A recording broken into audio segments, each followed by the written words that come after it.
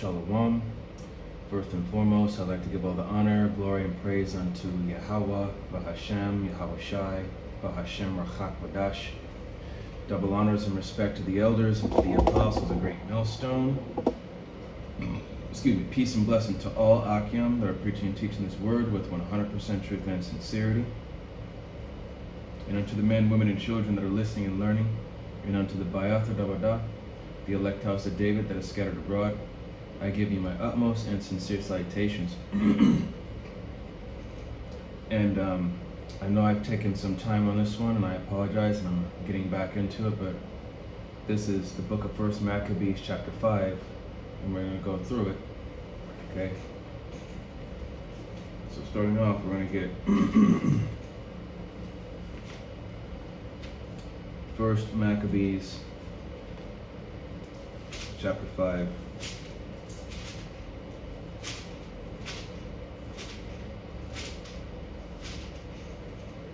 First Maccabees chapter 5, verse 1, and it says, Now when the nations round about heard that the altar was built and the sanctuary renewed as before, it displeased them very much. Okay, now if we go back to chapter 4, it talks about how the Gentiles wanted to keep us from basically rebuilding the altar and the sanctuary. In fact, we're going to go back to chapter 4. This is going to be 1 Maccabees chapter 4, starting at verse 58. And it says, Thus was there very great gladness among the people, for that the reproach of the heathen was put away. And the reproach, the shame of the heathen, their idols, their false gods, all their perverse ways. Okay? Verse 59, and like I said, their perverse ways which polluted the temple thereof.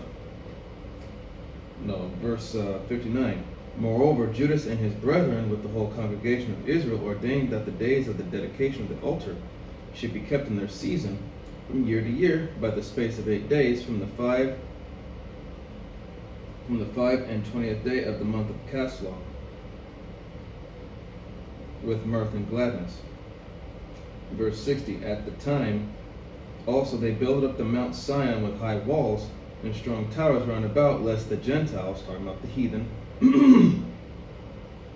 should come and tread it down, as they had done before. Verse 61, And they set there a garrison to keep it, and fortified Bethsura to preserve it, that the people might have a defense against Idumea. Okay, Idumea is the Greek pronunciation for Edom, the Edomites, which are the so-called Caucasians, which are your so-called now the white people. All right. So even back then, man, the Edomites were trying to do whatever they could, shape or form possible, to take us down. Even if it meant joining hand in hand with the other heathen nations.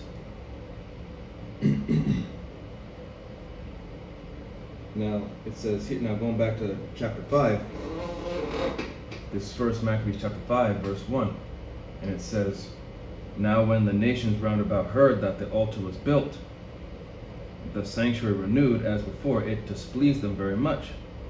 Verse 2, Wherefore they thought to destroy the generation of Jacob that was among them, and thereupon they began to slay and destroy the people. So, again, man, these nations, man, Jake, these nations, they do not like you. They don't like you. They hate your guts. They would rather you be dead and gone than to still be here. Even though they're above us, but they would prefer you to be gone. Out of sight, out of mind. So I'm going to get a quick precept. This is Psalms chapter 83. Start at just start at the top, verse 1. Psalms 83 and 1. Keep not thou silence, O power. Hold not thy peace, and be not still, O power. For lo, verse 2, for lo, thine enemies make a tumult, and they that hate thee have lifted up the head. Verse 3, they have taken crafty counsel against thy people, and consulted against thy hidden ones. Okay? They have taken crafty counsel. Okay? They've made a deal with each other to go against us and to take us down. And consulted against thy hidden ones. Who are the hidden ones that are hidden in plain sight right now? That are living in the slums, the ghettos, have the worst education, the worst diet because of all these fast food restaurants, can barely, if they end up getting sick or something, they got to go to the hospital and can't afford a medical bill. That's Jake, the Israelites. We are at the bottom of the barrel. We are the poorest of the poor, the lowest of the low. Verse 4, they have said, come and let us cut them off from being a nation, that the name of Israel may be no more in remembrance. And you see that today. The majority of our people don't even know who the hell they are. And even if you tell them, they don't believe it. And it says, verse 5, for they have consulted together with one consent. They are confederate against thee. Confederate. Okay? They join hand in hand. They together as a team against us. Verse 6, the tabernacles of Edom, the so-called white people, and the Ishmaelites, the Arabians, Moab, the Chinese, the Hagrims, which are Hamites, Gabal is Hamite, I believe, Ammon, the so-called Japanese, and Amalek, the chief house of Esau, the Philistines, which are Hamites, with the inhabitants of Tyre, which are also Hamites. Asher, the so-called Assyrians, also is joined with them. They have hope in the children of Lot, Salah. So there you go, man. These people hate us. They hate us. They were never our friends. They were never our brothers in arms or our comrades. These people don't give a damn about us. Going back to 1 Maccabees, chapter 5, and this is going to be verse 3. It says, then Judas fought against the children of Esau in Idumea at Arabatim, because they besieged Israel, and have gave them a great overthrow, and abated the courage, and took their spoils. Okay? So, again, man, we've been at war with Esau and his people since ancient times, man. And this is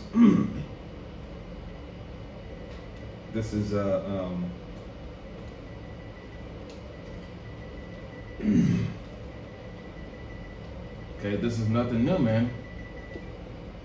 In fact, the scriptures do say that the Lord have war with Amalek from generation to generation. In fact, I'm gonna get that script here, but I'm gonna look something up here real quick. Excuse me. Okay.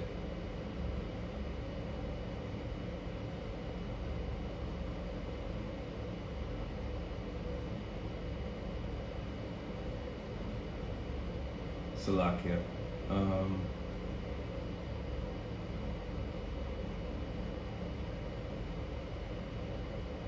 Now, Arabatim, where that could possibly be. It says the term Arabatim does not appear directly in the canonical text. Of course, they'd say this. Now, geographical context. The Araba is a significant geographical feature in the biblical landscape, often referred to in the context of the wilderness or desert regions. It is a section of the Great Rift Valley extending from the Dead Sea in the north to the Gulf of Aqaba in the south. Okay. And it says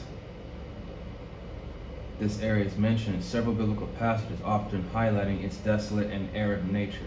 For instance, in Deuteronomy chapter 2, verse 8, it is noted, so we passed by our brothers, the descendants of Esau, who live in Seir. We turned from the Araba road, which comes up from the Elath and Ezion Geber, and traveled along the desert road of Moab. So it's like a desert region. Alright, now just getting back to it.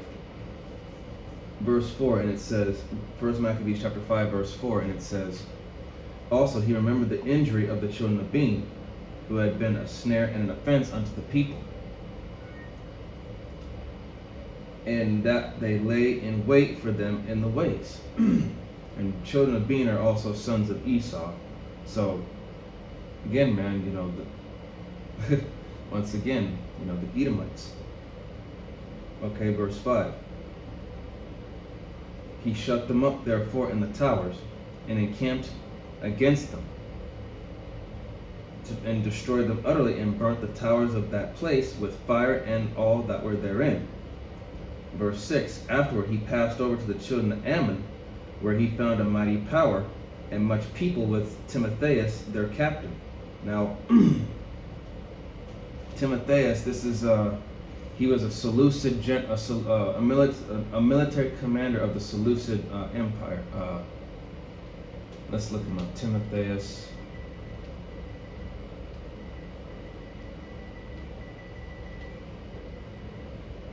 Maccabees. Because I remember he's a Seleucid military commander. Yep. Says right here he was a military commander of the Seleucid Empire, active during 2nd century BCE, and probably a governor in the land of Ammon and Gilead. So there you go with that. Now we're going to get back to this part. Verse 7. So he fought many battles with them, till at length they were discomfited before him, and he smote them. And when he had taken Jazer, with the towns belonging thereto, he returned into Judea. Verse 9. Then the heathen that were at Gilead assembled themselves together against the Israelites that were in their quarters to destroy them, but they fled to the fortress of the Thema. And when you look up the Thema,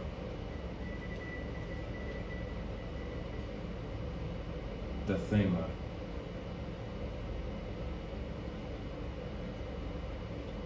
Thema or Diathema was a name of a fortress in Gilead, which the local Jews fled when hard pressed by Timothy of Ammon during the Maccabees campaigns.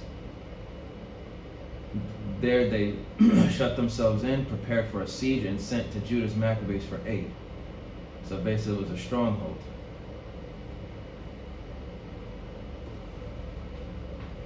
Okay, in verse 8 it says, verse 10, it says, and sent letters unto Judas and his brethren, the heathen that are round about us are assembled together against us to destroy us. Verse 11, and they are preparing to come and take the fortress whereunto we are fled, Timotheus being captain of their host. Verse 12, come now therefore and deliver us from their hands, for many of us are slain. Excuse me.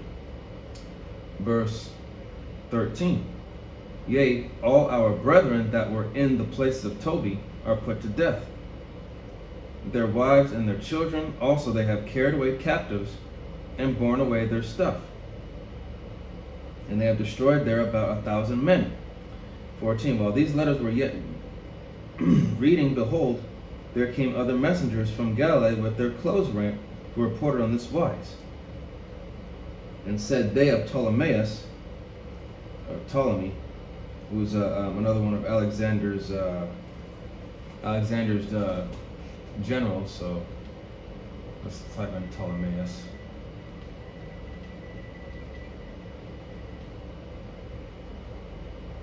I don't know why I did that.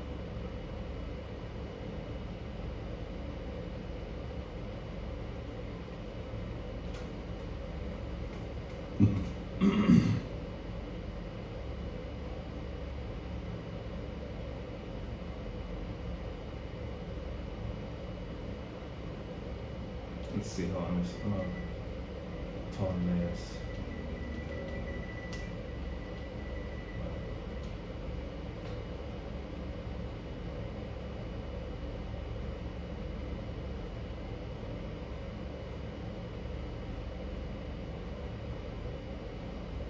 Ptolemais in Phoenicia. Ptolemais was an ancient port city on the Canaanite coast of the ancient region of Phoenicia in the location of the present-day Acre, Israel.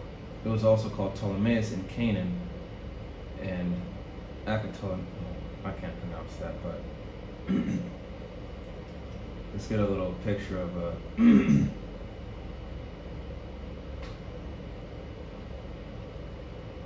Of course, these images are terrible.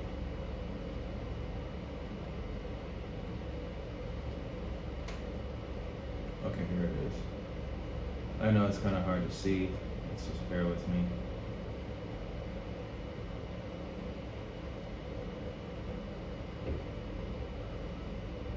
So Ptolemais is right here.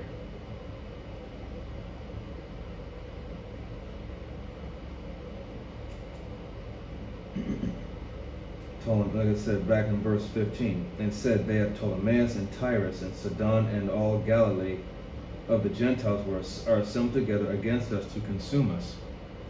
So basically all up in this region, there's Galilee and Tyrus and Sidon. No, Sidon is around somewhere, but I don't know if it's on here. But basically all around here. So yeah, this is get on out of this map.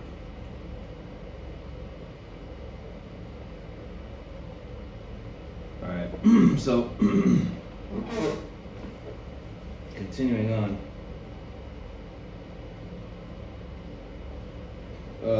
Verse 16, now when Judas and the people heard these words, there assembled a great congregation together to consult what they should do for their brethren that were in trouble and assaulted of them. 17, then said Judas unto Simon his brother, choose thee out men and go, and deliver thy brethren that are in Galilee, for I and Jonathan my brother will go into the country of Galaad, which is Gilead. These mistranslations in the Apocrypha or something else. Verse 18, so he left Joseph the son of Zacharias and Azarias captains of the people with the remnant of the host in Judea to keep it. Verse 19, unto whom he gave commandment, saying, take ye the charge of this people, and see that you make not war against the heathen until the time that we come again. So basically telling them to stay put. Okay, verse 20, now unto Simon were given 3,000 men to go into Galilee, and unto Judas 8,000 men for the country of Gilead. 21, then went Simon to Galilee, where he fought many battles with the heathen, so that the heathen were discomforted by him. 22, and he pursued them unto the gate of Ptolemais, and there were slain of the heathen about 3,000 men, whose spoils he took. Verse 23, and those that were in Galilee and in Arbutus, with their wives and children and all that they had, took he away with him, and brought thee unto Judea with great joy. 24, Judas Maccabeus also and his brother Jonathan went over Jordan and traveled 3 days' journey in the wilderness, where they met with the Nabathites, which are the Nabateans, which are the so-called Arabs, they're Arabians, who came unto them in peace, in peaceable manner, and told them everything that had happened to their brethren in the land of Gilead. Okay. 26, and how that many of them were shut up in Basra, which is another way of saying Basra, which is a city in Edom, and Basra, and actually, hold on, Slakia. Let me rewind on that. Were shut up in Basra, and Basra, and Alama, Casper, Makkah, and Karnaim. All these cities are still great. These were all cities that were in Gilead. 27. And they that were shut up in the rest of the cities of the country of Gilead, and that against tomorrow they had appointed to bring their host against the forts, and to take them and to destroy them all in one day. Okay, he said, 28. Hereupon Judas and his host, excuse me, turned suddenly by the way of the wilderness into Bosra. And when he had won the city, he slew all the males with the edge of the sword, and took all their spoils, and burnt the city with fire. And I got a quick precept here in the book of Jeremiah. This is going to be Jeremiah chapter 51, verse 20. And it says, Thou art my battle axe and weapon of war. For with thee will I break in pieces the nations, and with thee I will destroy kingdoms. 21. And with thee will I break in pieces the horse and his rider, and with thee will I break in pieces the chariot and his rider. 22. With thee also will I break in pieces man and woman, and with thee will I break in pieces old and young, and with thee will I break in pieces the young man and the maid. 23. I will also break in pieces with thee the shepherd and his flock, and with thee will I break in pieces the husbandman and his yoke of oxen, and with thee will I break in pieces captains and rulers. Okay? So, Yahweh Shem Yahushai, we are, Yahweh Shem Yahushai willing that we are those men. We get that spiritual power, and we're going to overthrow these heathens and their armies, their military, their technology, all of that. But yeah, man, Judas and his army, they were just tearing through the heathen like they were nothing. They became sore afraid, and they would flee from them. And I'm going to get another precept here. This is going to be the book of Joshua, chapter 23, verse 9. And it says, For the power hath driven out from before you great nations and strong. But as for you, no man hath been able to stand before you unto this day. Verse 10. One man of you shall chase 1,000, for the power for the Most High your power, he it is that fighteth for you, as he hath promised you. So think about that, man. When we get spiritual power in this time, we're just gonna be just like the days of old. These people are gonna turn tail and run because their technology, their super soldiers, their genetically enhanced humans or whatnot, or their technology ain't gonna do nothing to us. How about Shem Yahushai willing that we, get that spiritual power? When we come down from those chariots after the ceremony, we're gonna unleash hell upon these heathen. It's gonna be, for them it's gonna be a nightmare, but for us it's gonna be glorious. Okay, going back to the first Maccabees. Let me get there.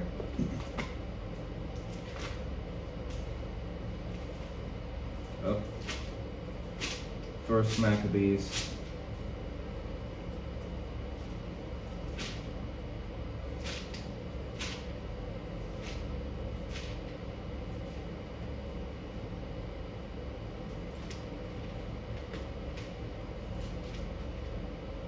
First Maccabees chapter 5, verse 29. And it says, From whence he removed by night, and went till he came to the fortress, which was Dathema, or Dathema, however you pronounce it. Verse 30, And betimes in the morning they looked up, and behold, there was an innumerable people bearing ladders and other engines of war to take the fortress, for they assaulted them. So let's look that up real quick. Engines of war. Oh, for fuck's sake. There we go, right here.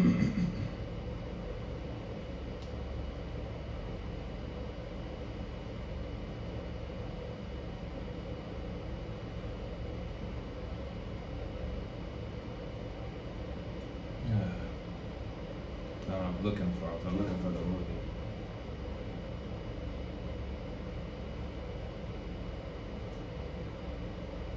Oh, let me see. Let me try something.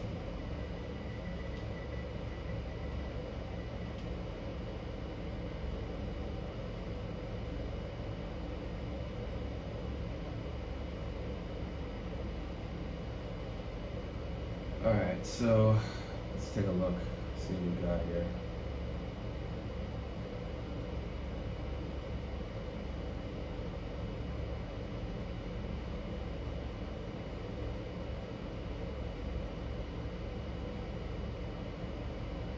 This right here will be a decent depiction. As you can see, catapults, the chariots with ballistas.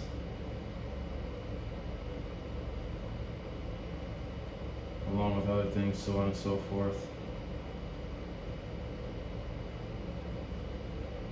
Got this up right here.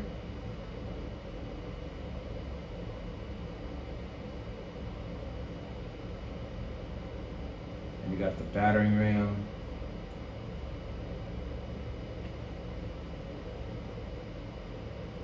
You get the idea. So So if you ever wonder what they mean by engines of war, that's not right there, you know. And this is going to be, so as I was saying, engines of war to take the fortress, for they assaulted them. Verse 31. When Judas therefore saw that the battle was begun, and that the cry of the city went up to heaven with trumpets and a great sound. 32. He said unto his host, Fight this day for your brethren. 33. For he went forth behind them in 3 companies, who sounded their trumpets and cried with prayer. 34. Then the host of Timotheus, knowing that it was Maccabees, fled from him. Wherefore he smote them with a great slaughter, so that there were killed of them that day about 8,000 men. Damn. 35. This done, Judas turned aside to Mashpah, which is Mizpah. And after he had assaulted it, he took it and slew all the males therein, and received the spoils thereof, and burnt it with fire. So let's look up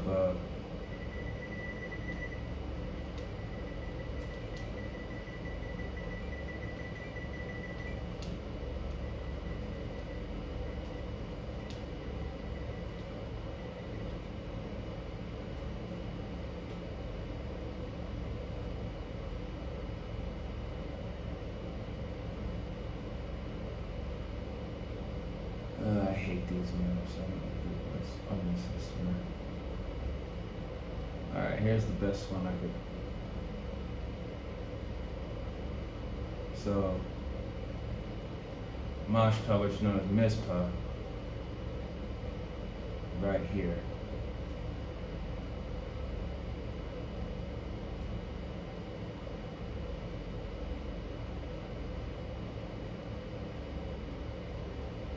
I know these maps are shit, so I apologize.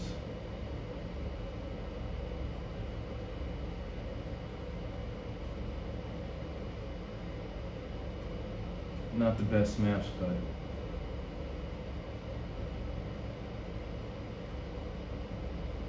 and here's where the Hasmonean kingdom was. Of course. So all of this was the Hasmonean kingdom. Samaria, Jerusalem, Maresha, Bethshan, included Joppa, Ashdod, Ashkelon, right there.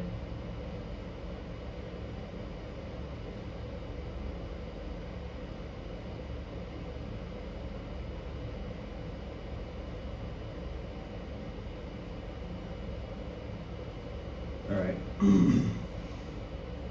Going back to verse 35. 1 Maccabees 5 and 35. This done, Judas turned aside to Mashpah, which is Mizpah. And after he had assaulted, he took it and slew all the males therein, and received the spoils thereof, and burnt it with fire. 36. From thence went he and took Cashvan, Magad, Basor, and the other cities in the country of Gilad, which is Gilead. Verse 37. After these things gathered Timotheus and the host, and encamped against Raphan beyond the brook.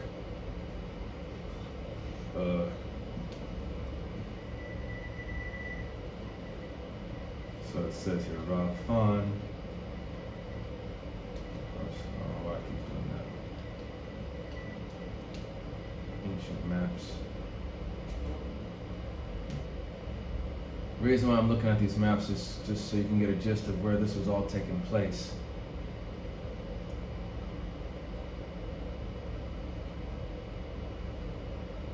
Let me type in the Maccabees. That'll probably make it a lot easier to find it.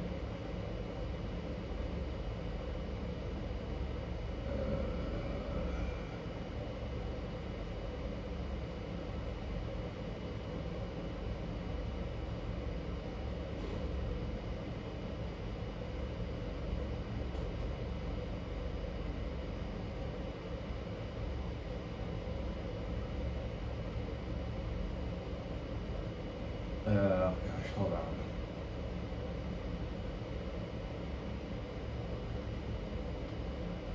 Let me see if I can take something off and try again.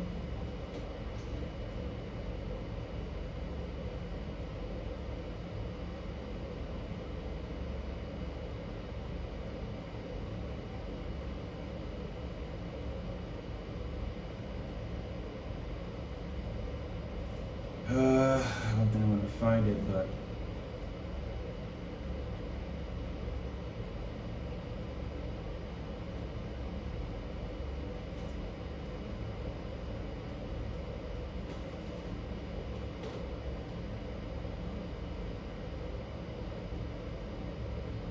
Raphan.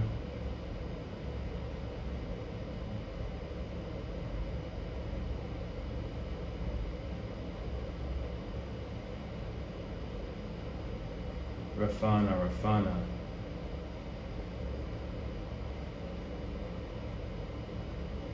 It was an ancient. It says Rafana was an ancient city of the Decapolis that is now in modern Jordan. The ancient site was the legionary base of Legio III Gallica. There we go. Raphan. Timotheus and his army finally encamped outside of the town of Raphan, which is in northeastern Gilead behind a stream.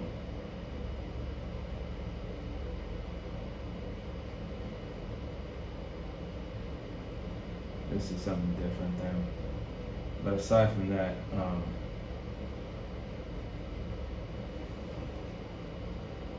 verse 38, 1 Maccabees 5:38. So Judah sent men to espy the host. Espy is just another word for spy, which means to observe or to watch closely.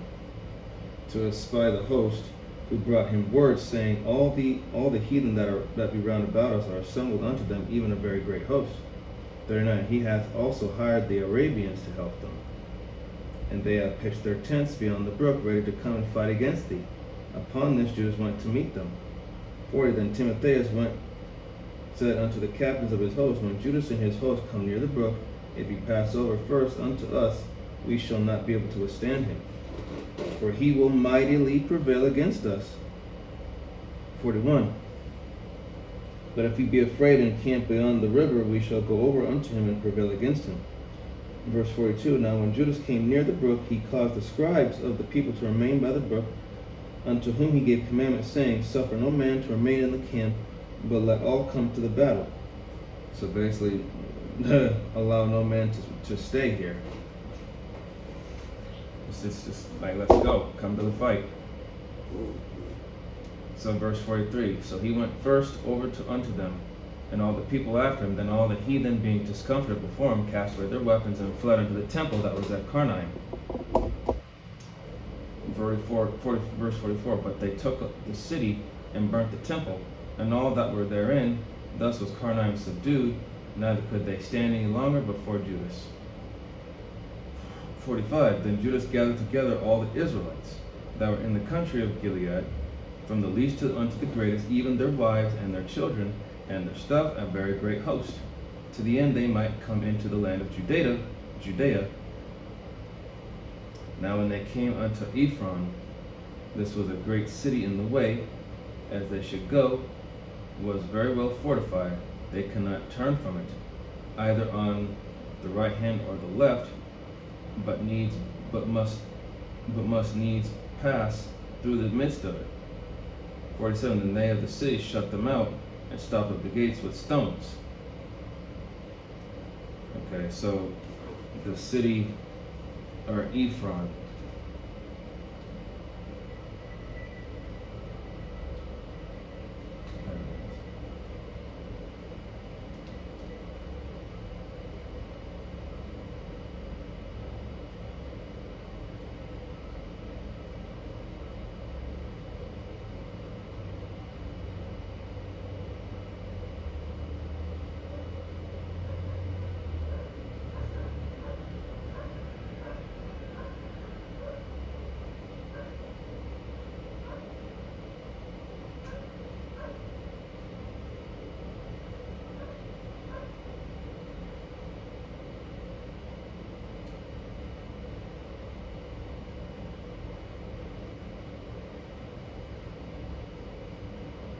well, this is, so right here, I know it's a lot, oh God.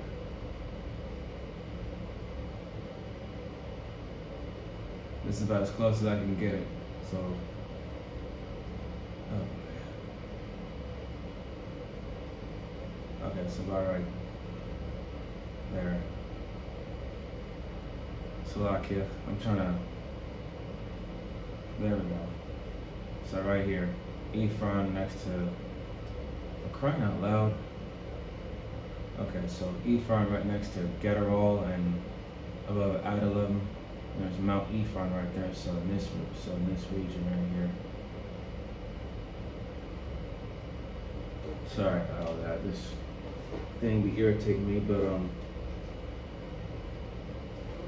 that's now verse 46. Now let's see now that we know where that's at.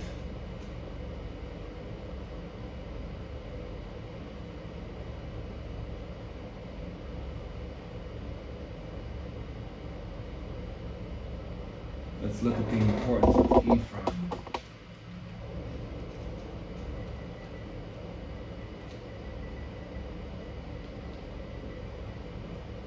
Ephron, ancient city.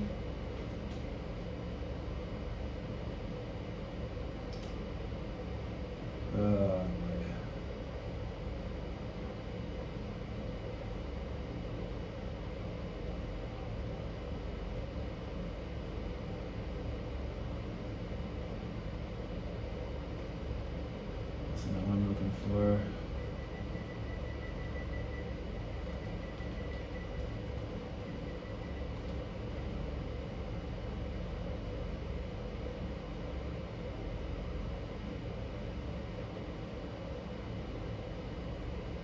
So Ephron, from whom Abraham purchased a burial place.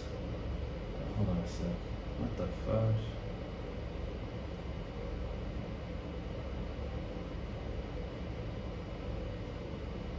Okay, I'm not going to go over this.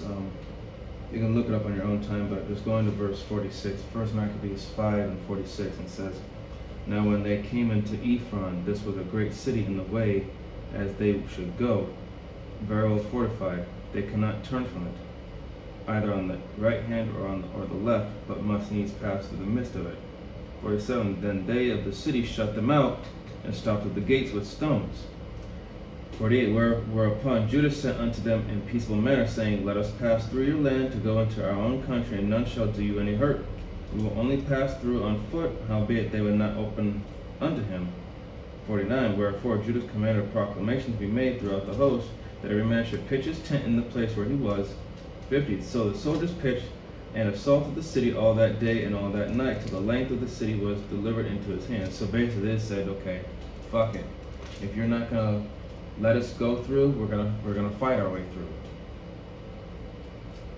51. Who then slew all the males with the edge of the sword, and razed the city, and took the spoils thereof, and passed through the city over them that were slain. 52. After this went they over Jordan into the great plain before Bethsan. 53. And Judas gathered together those that came behind, and exhorted the people all the way through, till they came into the land of Judea. 54. So they went up to Mount Sion with joy and gladness, where they offered burnt offerings, because not one of them were slain, until they had returned in peace. 55. Now, what time as Judas and Jonathan were in the land of Gilead, and Simon and his brother in Galilee before Ptolemais. 56. Joseph, the son of Zacharias, and Azarias, captains of the garrisons, heard of the valiant acts and warlike deeds which they had done. 57. Wherefore they said, let us also get us a name, and go fight against the heathen that are round about us. 58. So when they had given charge unto the garrison that was with them, they went towards Jamnia. Verse 59. Then came Gorgias and his men out of the city to fight against them. Now if we go back, remember who Gorgias is. Okay.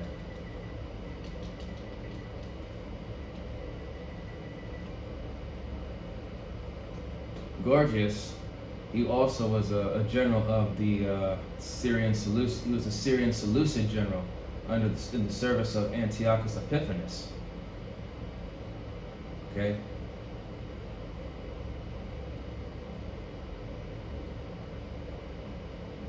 So let's see here.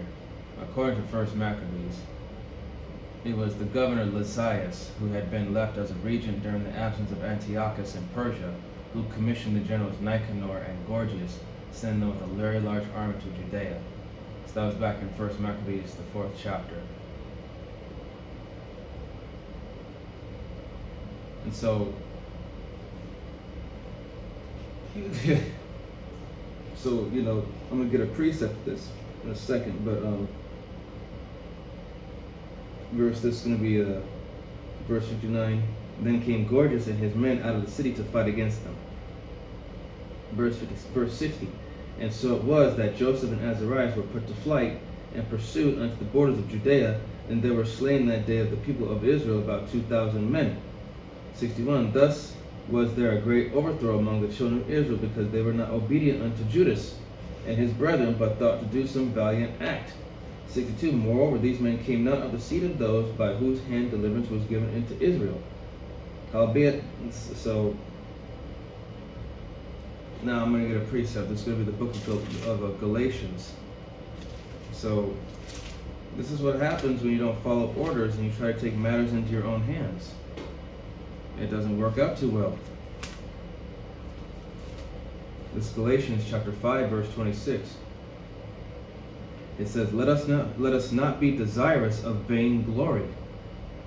Let us not be desirous of vain glory. So don't go chasing clout, man. Didn't Yahweh B'Shem Yahushai say that he will exalt thee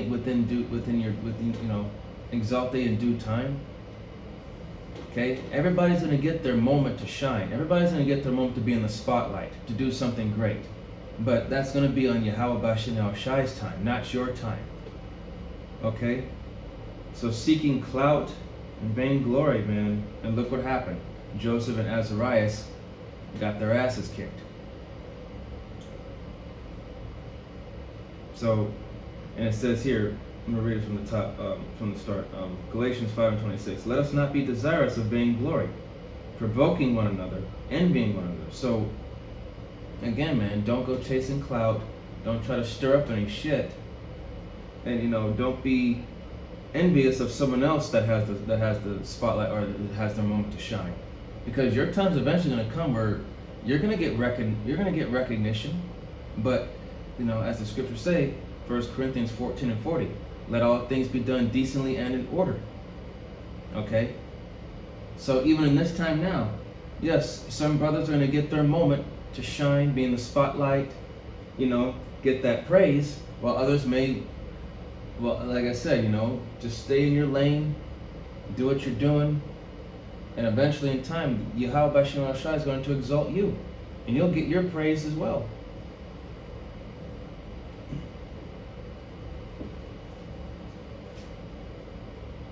Now going back, let's go into verse 63. 1 Maccabees 5:63. Howbeit, the man Judas and his brethren were greatly renowned in the sight of all Israel, and all of the heathen wheresoever their name was heard of. 64. Insomuch as the people assembled unto them with joyful acclamations. 65. Afterward went Judas forth with his brethren and fought against the children of Esau in the land toward the south, where he smote Hebron and the towns thereof, and pulled down the fortress of it, and burnt the towns thereof round about. So look at Hebron.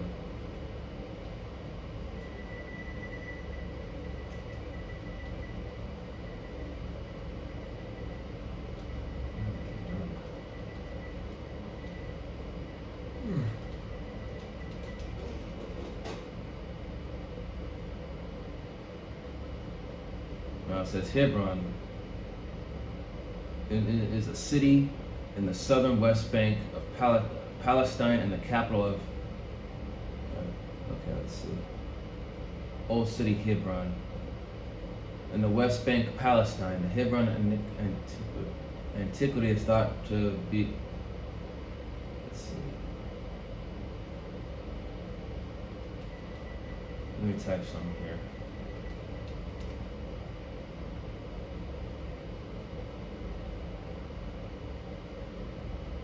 Hebron in the Bible, let's see, is a place where Abram, later known as Abraham, traveled as after parting company with his nephew Lot. Okay, so I'm trying to find this.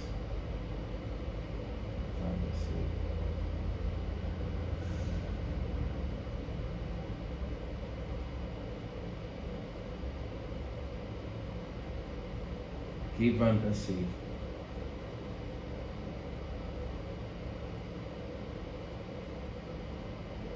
So basically, it was the West Bank in Palestine. Trying to find something here that goes a little bit more in depth with it, but the Bible, according to the Bible, Hebron was and still is the foremost city in the Judean hill country of south of Jerusalem. The name Hebron likely derives from the Hebrew root meaning friend. The name is known from ancient stamp.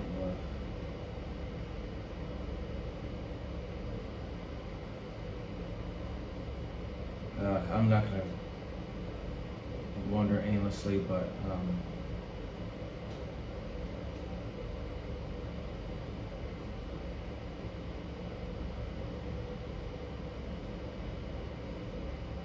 so Hebron right here, and there's Jerusalem. Let's just get the picture up. Oh yeah, there we go. It says Abram buys a burial cave in Hebron for his family. So Hebron's right here next to Mamre. Bethlehem is up here, and here's Jerusalem. So right here in Genesis 23, verse 1 through 4. All right. So again, fighting the Edomites. So I'm gonna get that precept here in a second.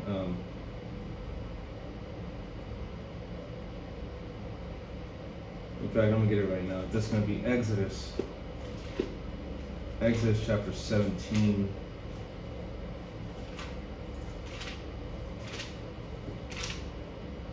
Exodus 17, starting at verse 14, it says, "And the power said unto Moses, Write this for a memorial in a book, and rehearse it in the ears of Joshua, for I will utterly put out the remembrance of Amalek from under heaven." 15, "And Moses built an altar and called the name of it Yahweh Nisai, which means Yahweh is my banner." Verse 16, "For he said, Because the Lord hath sworn that Yahweh Hashem Yahushua will have war with Amalek from generation to generation." So, we have constantly been at war with the Edomites from back then all the way up till now. They are our sworn enemies, but yet Jake still wants to try and save them. Okay, verse 60.